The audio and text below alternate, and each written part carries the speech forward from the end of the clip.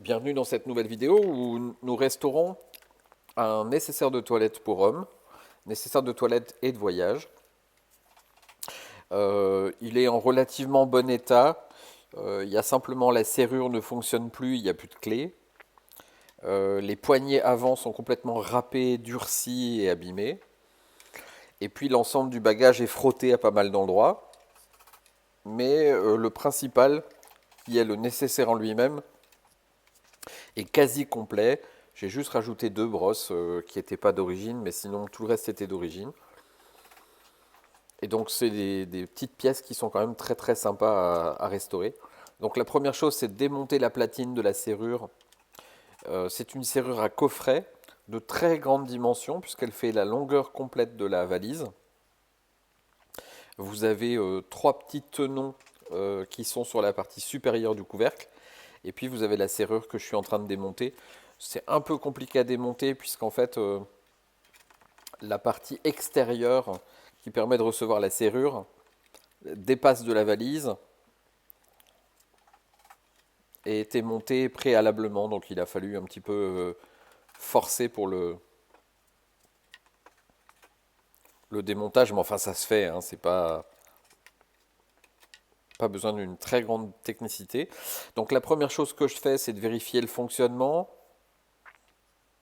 Je vais huiler l'ensemble avec du DW40 pour être sûr que des points d'accroche ou des points de rouille ne gêneraient pas. Et ensuite, je polirai et je lustrerai l'ensemble des métaux hors caméra à l'atelier avec une polisseuse.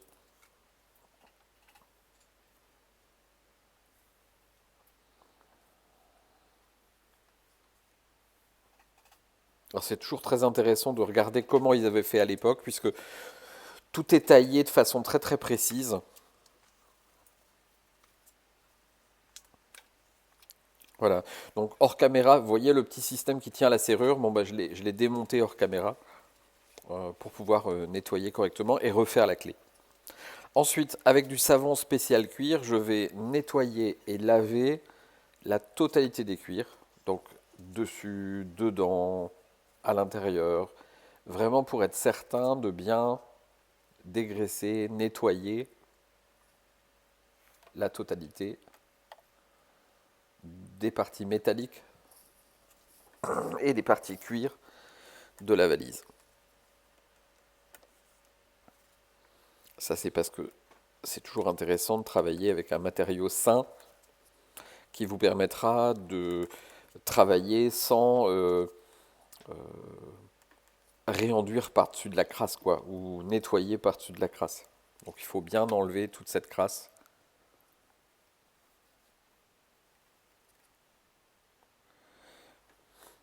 Sachant que la valise avait déjà été en partie nettoyée hors poussière, quoi. Donc ici, je fais un test avant. Je profite d'être à l'établi plutôt que d'emmener la malle dans notre pièce spécifique au polissage, puisque le polissage c'est très sale. Je fais un petit test à la main avant d'aller à l'atelier, comme ça je pourrais savoir plus facilement ce qu'il me faut comme produit. Donc je fais un petit test rapide à la main, puis après avec une Dremel, j'utilise notre pâte de nettoyage de laiton pour voir comment ça réagit sur ce métal qui n'est pas du laiton, qui est du chromé. Donc je regarde un petit peu comment ça va réagir euh, en, en, tant que pâte à polir, entre guillemets, hein. Donc je vois que ça réagit pas trop mal.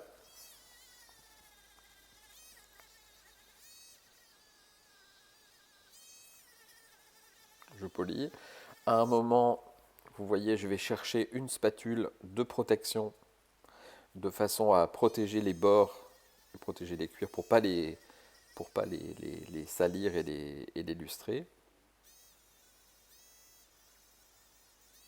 Surtout quand vous faites ce genre de choses, ne mettez pas de scotch, par exemple de scotch de peintre, ça c'est une très très mauvaise idée puisque vous allez le faire fondre. Donc il faut toujours du métal. Donc là c'est un couteau de peintre, mais ça pourrait être une spatule, hein. Nous ces couteaux de peintre, on les utilise en spatule pour faire les mélanges de résine.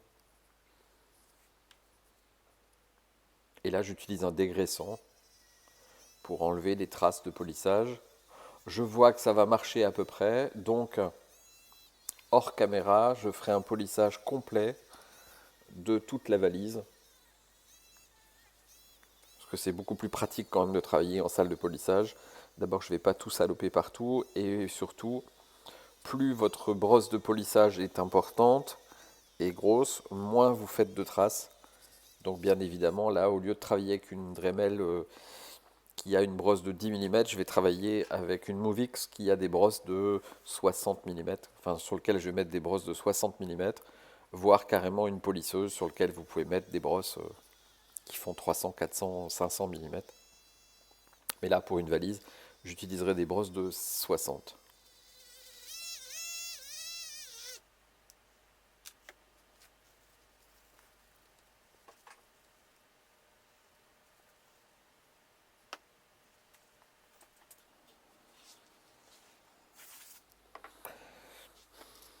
De retour de la partie polissage, je vais nettoyer les métaux pour enlever les traces de cire de polissage. Donc j'utilise un dégraissant et un nettoyage.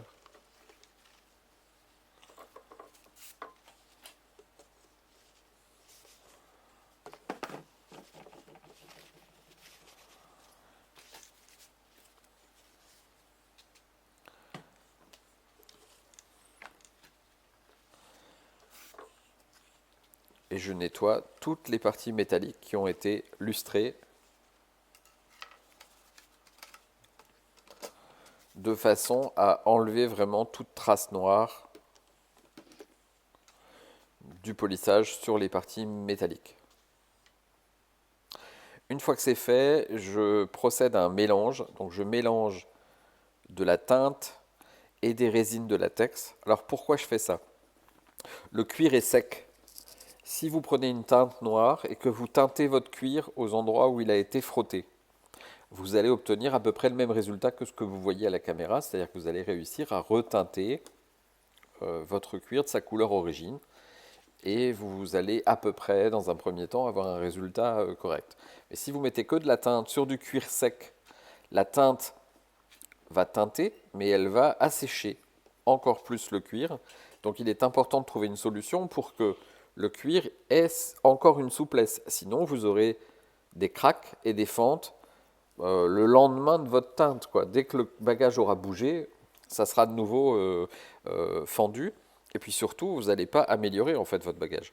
Donc là, en l'occurrence, je mélange des composants noirs, des colorants noirs, avec une base de résine latex, me permettant en fait à la fois de reteinter, mais en même temps de garder une souplesse de façon à ce que mon cuir ne craque pas lorsqu'il sera bougé. Donc cette poignée là, vous pourrez la prendre en main et ça ne va pas craquer.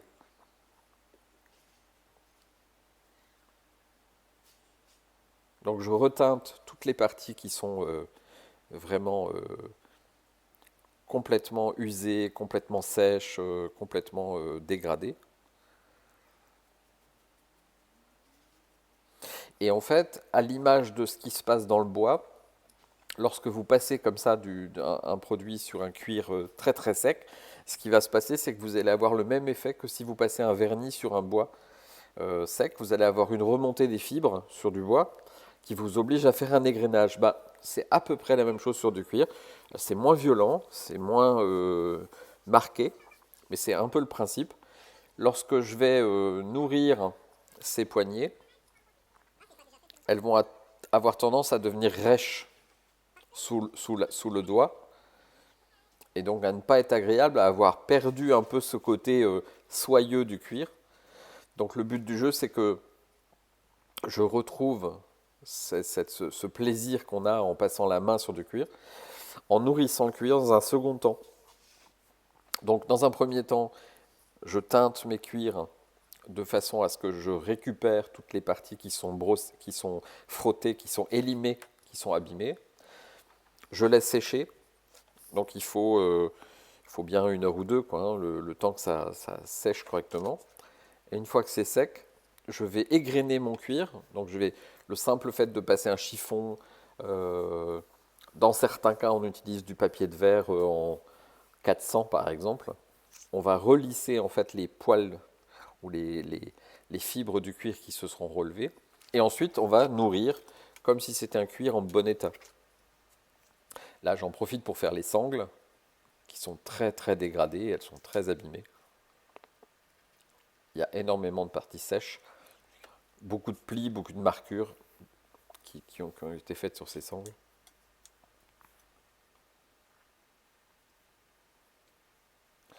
Et donc ça, c'est des étapes qui sont importantes, qui sont un peu longues. Là, le film est multiplié en x8, hein. Donc ça vous donne un ordre d'idée du temps passé. Et vous voyez à l'arrière la petite boîte qui contient l'ensemble des éléments du nécessaire que je vais restaurer individuellement, pièce par pièce, hors caméra. Donc on va nettoyer les rasoirs, on va nettoyer les flacons, on va nettoyer tous les pots. Chaque pièce est soit en argent massif, soit en nacre, soit en ivoire. Donc en fonction des matériaux, on va utiliser de l'eau savonneuse, on va repolir, on va nettoyer chaque métaux et chaque matériau en fonction. Et on va aussi bien évidemment nettoyer la boîte. Donc vous verrez tout à l'heure, je démonte même des éléments de façon à être sûr que ça soit propre de partout. Toute la boîte étant gainée du même cuir, je fais la même chose sur les zones frottées du plateau de nécessaire de toilette qui est fourni avec. Et donc je vais sortir chaque élément, les contrôler. Alors quand je dis contrôler, je vais regarder s'ils sont d'origine.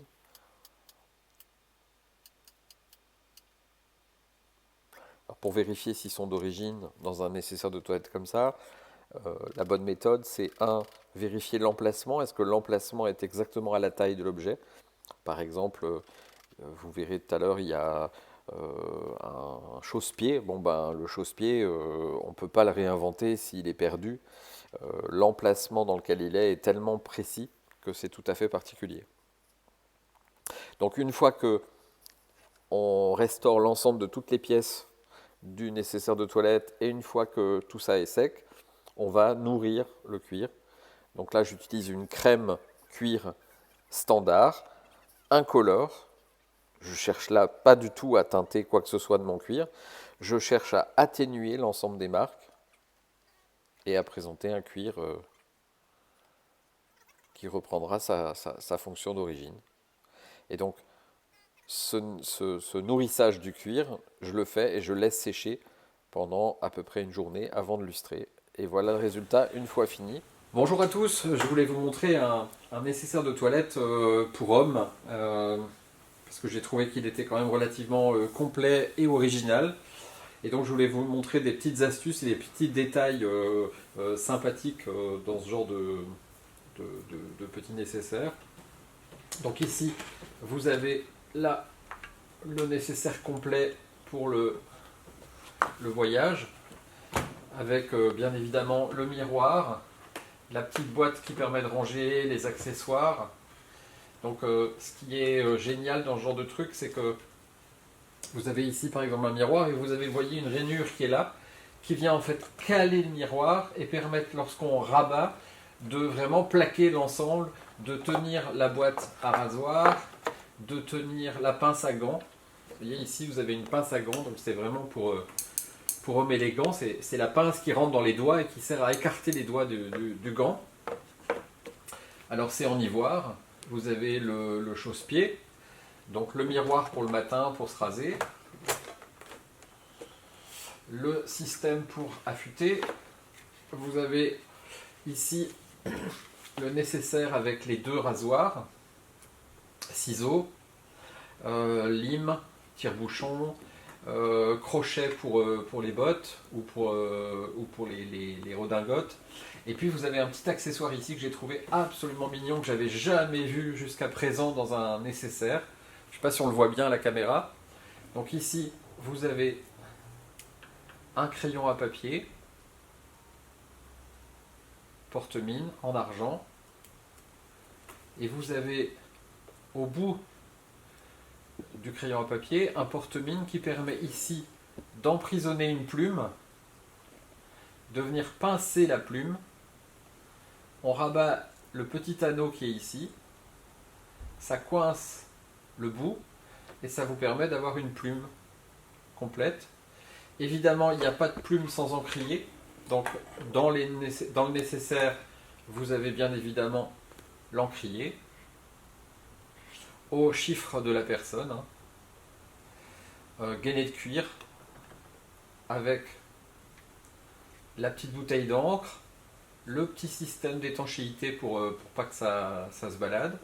La bouteille est fixée, donc il faut tourner en fait une rondelle qui est ici pour sortir le petit flacon en verre qui est là, lui-même étant posé sur un système de ressort pour être sûr de l'étanchéité quand on va fermer en fait l'ensemble.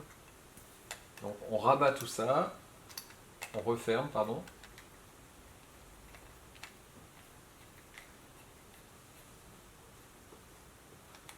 Un petit clic et c'est étanche. Les différentes boîtes qui permettaient de transporter des savons, qui permettaient de transporter différents éléments en argenté ou en argent, les brosses, les petites boîtes pour permettre de ranger les accessoires, comme par exemple les boutons de manchette, des choses comme ça, ou les plumes. Et puis ici, toujours en ivoire, un système relativement original, vous avez une boîte. Quand vous l'ouvrez, un pas de vis, on va pouvoir sortir un blaireau qui va se fixer sur le bout de la boîte. La boîte devient manche. Et lorsqu'on a fini, on lave son blaireau, on le range, on referme. C'est parfaitement étanche, il n'y a pas d'humidité. C'est vraiment parfait, quoi. Voilà. L'ensemble de ce plateau à l'hôtel se déplaçait de la façon suivante. Donc on le prend et on va le ranger dans la valise qui est située dessous. Donc cette valise, vous avez une partie pour vos habits avec un soufflet. Et puis vous avez une partie qui s'ouvre ici, où on va pouvoir ranger différents éléments, chemises et autres, dans la partie inférieure. Et puis ici, vous allez pouvoir ranger le plateau. Je pense pourtant que c'est symétrique, mais... Ah non, c'est bien comme ça. Donc ici, on ferme là. Ici, fermé. Là, fermé. Le système de fermeture a été refait. C'est un système à trois fixations. Et alors le fabricant de ce bagage est totalement inconnu. Vous remarquerez les coins qui sont à chaque fois protégés par des pièces métalliques absolument splendides. Un cuir gainé magnifique.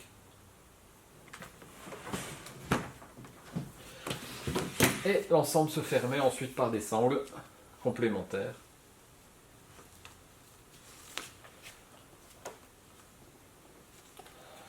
Voilà.